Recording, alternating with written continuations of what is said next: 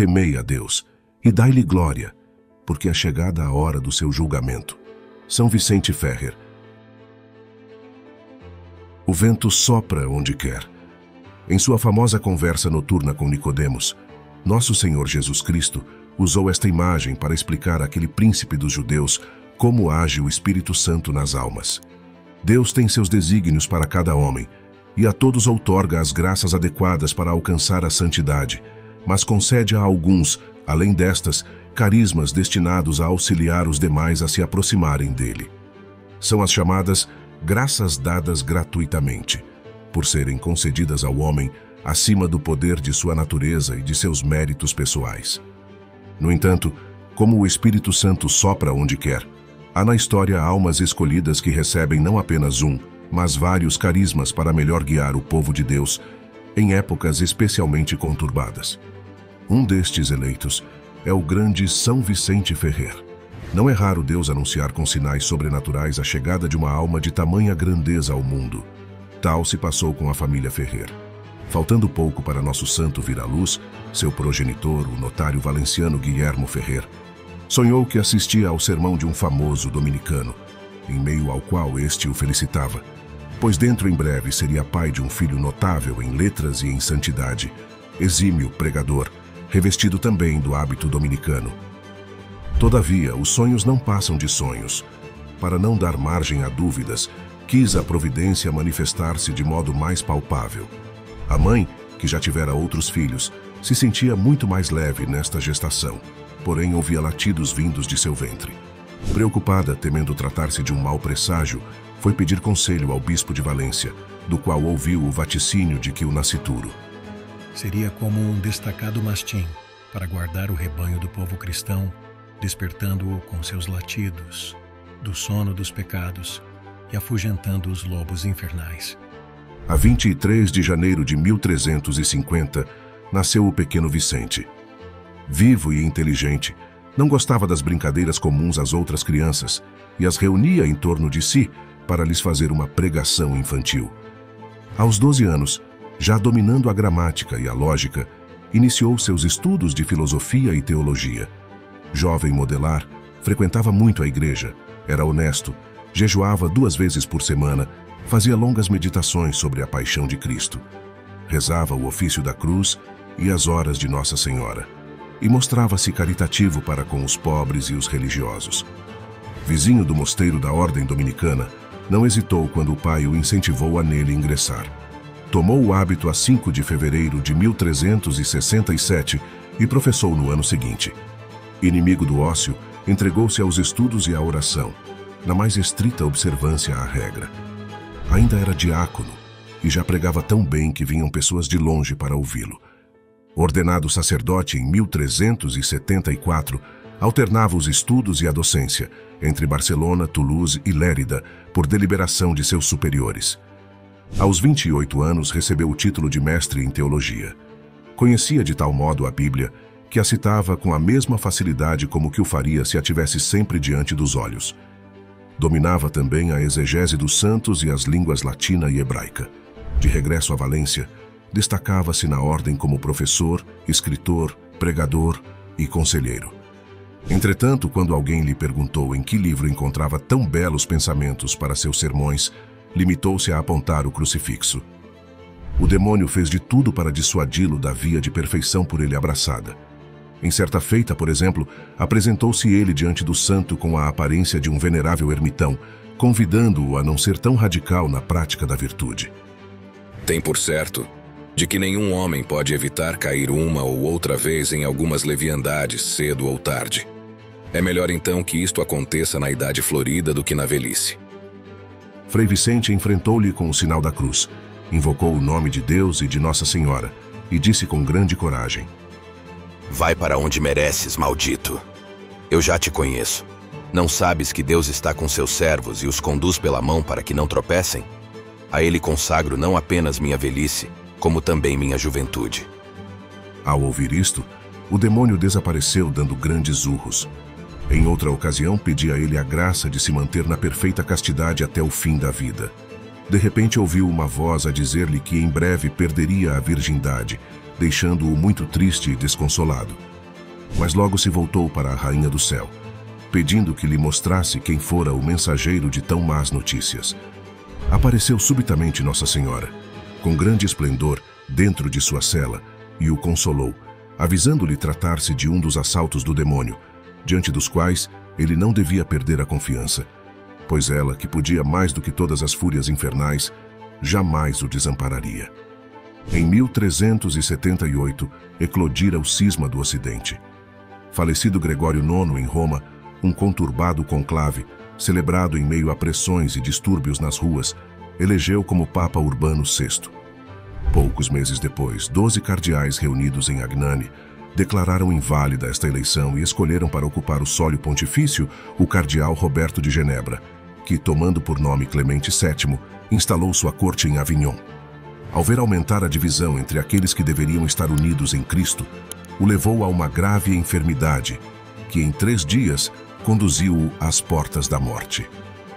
Em contínua oração, pedia a Deus que tirasse daquela situação a Santa Igreja. Apareceu-lhe então o Divino Redentor, acompanhado de anjos, de São Domingos e São Francisco. Revelou-lhe ele que dentro de alguns anos terminaria o cisma e que o havia escolhido para a missão de pregar contra os vícios do tempo, conclamando o povo à conversão. Tem constância e não temas a ninguém, pois ainda que não te faltarão adversários e muitos te invejarão. Eu serei sempre tua ajuda para que possas vencer todos os obstáculos e percorrer grande parte da Europa, pregando o meu evangelho. E por fim, morra santamente nos confins da terra. Tocou-lhe a face com a mão, dizendo: Levanta-te, meu Vicente. Curando-o de imediato. Frei Vicente levantou-se com a determinação de cumprir a missão recebida, propugnando a integridade do Evangelho e a unidade da Igreja. Apesar da relutância de Bento XIII, partiu de Avignon a 22 de novembro de 1399, para, com o beneplácito de seus superiores, ser missionário, em obediência ao mandato divino. Percorria a pé veredas e estradas. Apenas quando se enfermou de uma perna, passou a utilizar-se de um burrinho em suas andanças.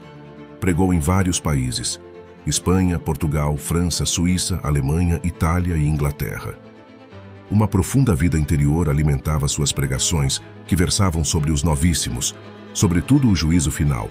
Invectivava a mentira, o perjúrio, a blasfêmia, a calúnia, a usura, a simonia, o adultério e tantos outros vícios daquela sociedade dissoluta. Seu lema era: Temei a Deus e dai-lhe glória, porque é chegada a hora do seu julgamento, porque o temor reverencial a Deus não é senão outro nome do amor. Numa época em que muitos pregadores procuravam brilhar nos sermões com argumentações acadêmicas ou composições retóricas vazias que não moviam os fiéis, a palavra de São Vicente era, pelo contrário, como um látego de fogo que abrasava e iluminava. Fogo da caridade que sacudia as consciências meio adormecidas, e por isso ele era, por excelência, o santo oposto à tibieza. Palavra de sabedoria e de ciência, carismas de milagres, curas, profecia, discernimento dos espíritos, glossolalia, exorcismo. Impossível enumerar todos os fatos de sua vida que ilustram cada um destes carismas. Numa época em que nem se podia sonhar com os nossos modernos microfones, Frei Vicente usava sua potente voz para se fazer ouvir de longe. Mas seus biógrafos registram, a este propósito, casos inexplicáveis naturalmente. Destes, um dos mais eloquentes é o de um monge do Mosteiro dos Bernardos que, estando a 8 léguas, mais de 45 quilômetros do local onde falava o santo, ouviu e anotou um de seus sermões. Após cada pregação curava os enfermos, abençoando-os e pronunciando estas palavras: Estes sinais acompanharão os que crerem. Imporão as mãos aos enfermos e eles ficarão curados. Jesus Cristo, Filho de Maria, saúde e Senhor do mundo, assim como te trouxe a fé católica, nela também te conserve e te torne bem-aventurado, e queira livrar-te desta enfermidade. Tal como os apóstolos no dia de Pentecostes, falava sempre em sua própria língua, o idioma valenciano, e todos o entendiam perfeitamente, em qualquer país ou reino onde pregasse, bem como exorcizava o demônio à sua passagem. Certo dia, lançaram-se sobre a multidão dos fiéis 3 cavalos, expelindo fumaça pelas narinas, movidos por demônios furiosos, que viam aquelas almas escaparem de suas garras. Foram eles escorraçados pela força da autoridade de São Vicente. Previa o futuro próximo ou remoto. Um dos episódios mais famosos é o de um valenciano que lhe pediu para abençoar seu sobrinho, Alonso de Borja, ainda criança. Disse-lhe Frei Vicente: mandai para a escola este menino, porque virá a ser papa e me honrará muito. Alguns anos depois, o jovem Alonso foi cumprimentá-lo e ouviu esta profecia: alegro-me, filho, por teu bem. Serás sumo pontífice e me canonizarás no devido tempo. De fato, anos mais tarde, ele foi ordenado bispo de Valência. Veio a ser o Papa Calixto III e teve o privilégio de canonizar São Vicente Ferrer. Obediente ao encargo recebido, não deixou de pregar até mesmo quando estava já idoso, cansado e com achaques. Precisava ser ajudado a subir nos estrados, mas parecia recuperar as energias quando começava a falar. Por fim, a tão almejada unidade da Igreja se deu no Concílio de Constança, no qual a influência de São Vicente muito contribuiu para o fim do cisma. Ali se realizou o conclave que elegeu o Papa Martinho V em 11 de novembro de 1417, a cuja obediência se submeteu toda a cristandade. Dir-se-ia que o santo fez seu o Cântico de Simeão: Nunc dimites, servum tuum, Domine. Pois decorridos apenas 2 anos, morreu em Vannes, na Bretanha, a 5 de abril de 1419, tal como predissera Jesus Cristo. 36 anos depois, o já mencionado Calixto III o elevou à honra dos altares. Havendo cumprido sua missão com denodo e galhardia, é uma glória para a Espanha, para a ordem dos pregadores e para a Igreja, pois, exceção feita dos apóstolos, provavelmente ninguém excedeu São Vicente Ferrer como pregador.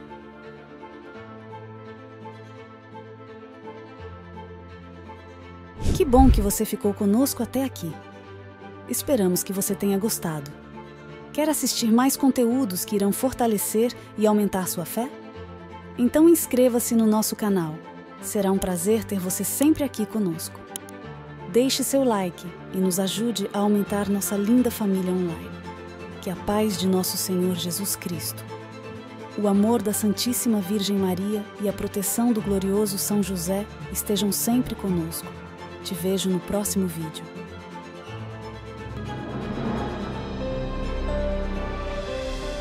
São Vicente Ferrer, nosso santo protetor, pedimos vossa proteção. Reconhecemo-nos pecadores. Rogai a Deus por nós para que Ele perdoe as nossas faltas e nos ilumine a fim de que sejamos cristãos autênticos. Intercedei junto de Deus Filho, para que seja afastado de nós o perigo das doenças do corpo e do espírito. Levai ao Deus Espírito Santo os nossos pedidos, e que Ele ilumine nossas famílias, para que sejam pequenas igrejas domésticas, onde reine o amor, a bondade e a solidariedade. Pedi, ó São Vicente, à Trindade Santa, que ampare nossos jovens para que tenham coragem de fugir dos perigos que os ameaçam constantemente. Com a Mãe de Deus, intercedei junto de seu Filho Jesus, para proteger as nossas crianças, para que elas possam seguir os caminhos que Ele indicou para todos nós. Eu sou o caminho, a verdade e a vida. São Vicente Ferrer, confiamos na vossa intercessão e esperamos o vosso auxílio. Amém. São Vicente Ferrer, rogai por nós.